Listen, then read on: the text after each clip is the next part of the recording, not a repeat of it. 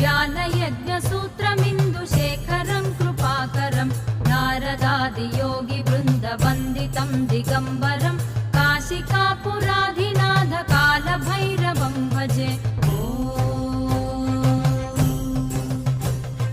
भानुकोटिभास्वरं भवाब्धितारकं परं नीलकण्ठमीप्सितार्थदायकं त्रिलोचनं कालकालमम्बुजाक्षमक्षशूलमक्षरं काशिकापुराधिनाथ कालभैरवं भजे।